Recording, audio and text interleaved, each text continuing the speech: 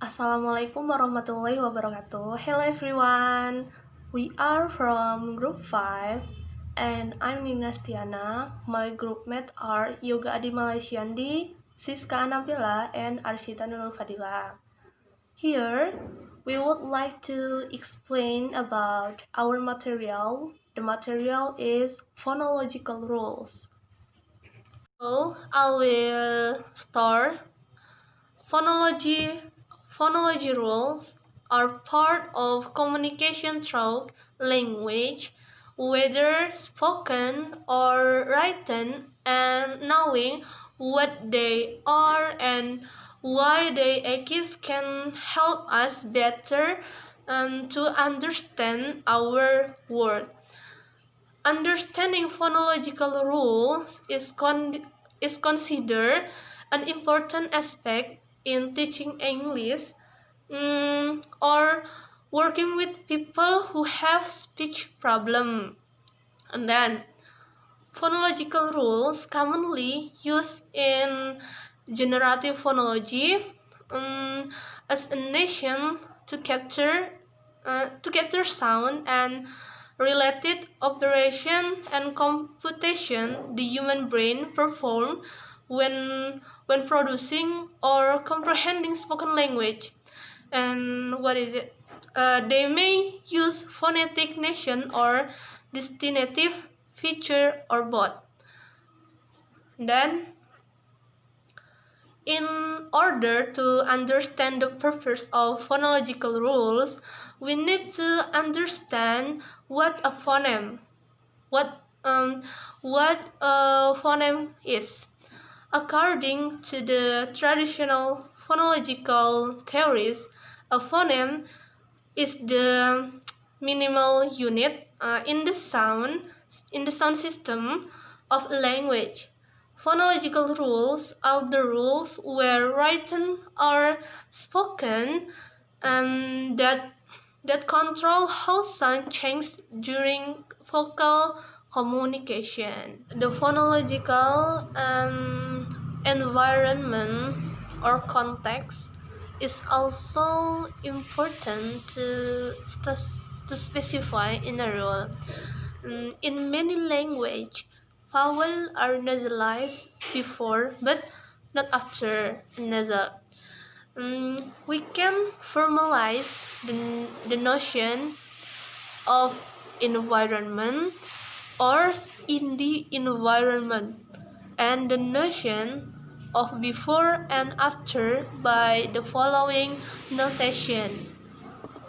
Well, and the next material is devoicing. In phonology, voicing or sonorization is a sound change where a voiceless consonant becomes voice due to influence of this phonological environment.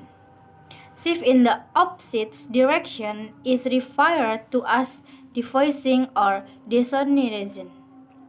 Most commonly, the change is a result of sounds assimilation with an adjacent sounds of opposite voicing, but it can also occur both finally or in context with a specific vowel. For the example is English suffix s is pronounced is as when is flow a voiceless phoneme like a cat. When it flows a voiceless phoneme dogs. This type of assimilation is called progressive, where the second consonant assimilates to first. Regressive assimilation goes to in the opposite direction, as can be seen in life too. Well, and the next material is vowel shortening. Vowel shortening is a irregular process both as to its context and the stem it applies. A stem with a long vowel may show up with a short vowel in inflection form in derivation. Vowel summary that English morphology can be categorized according to duration. We note that there are 7 short vowels and 5 long vowels.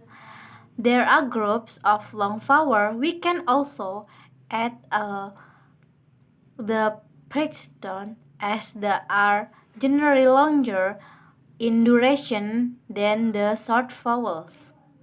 The vowel mob stocks is the example like sheep, lip, meat, and beat, sit, hit.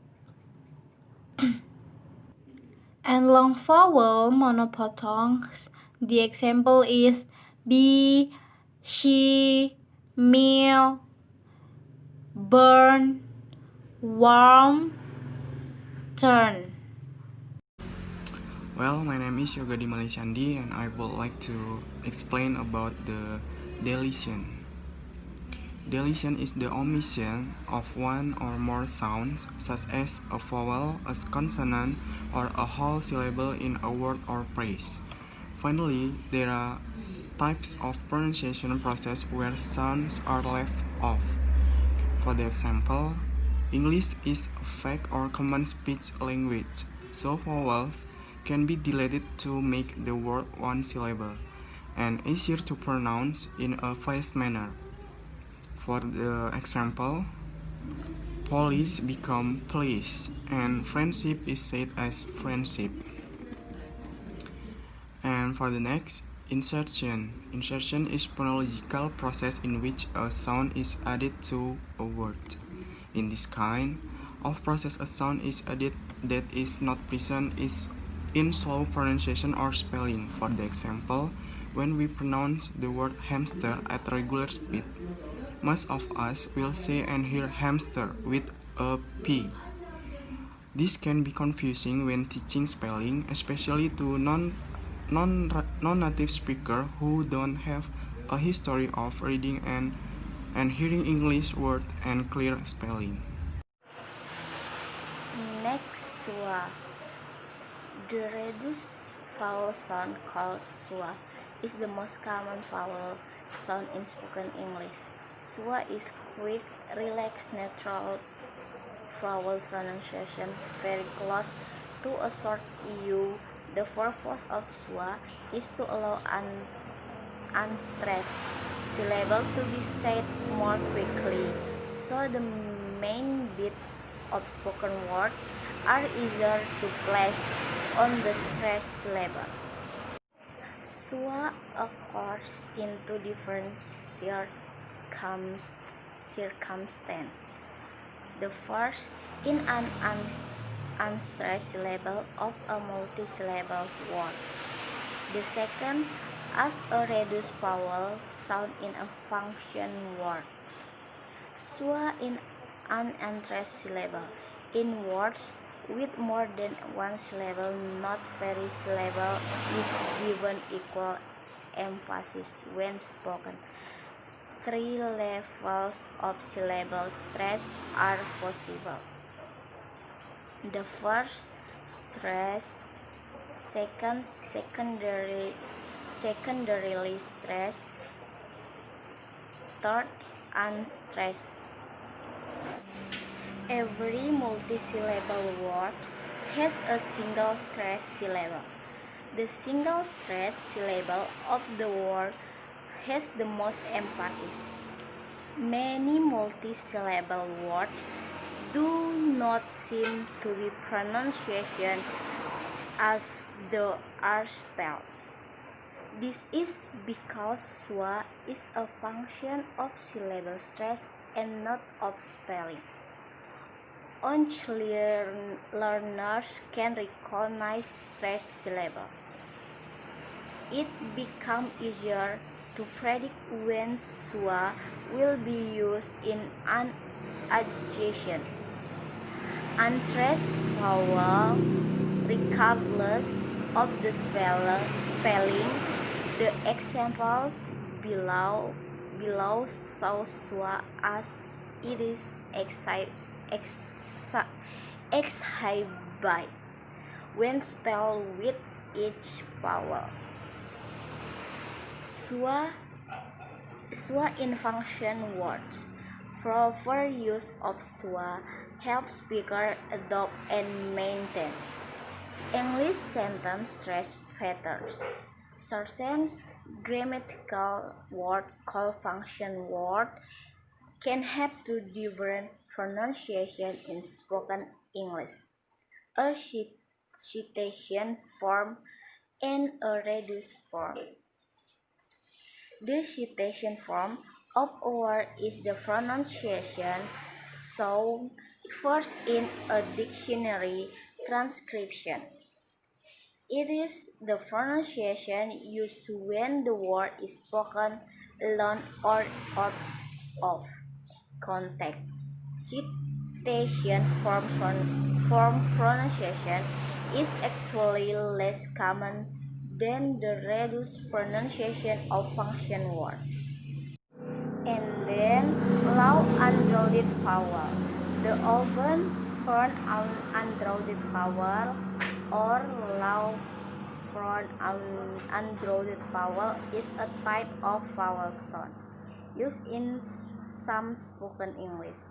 It is one of 8 primary cardinal vowels, not directly intended to correspond to a vowel sound of a specific language, but rather to serve as a fundamental reference point in a phonetic measuring system.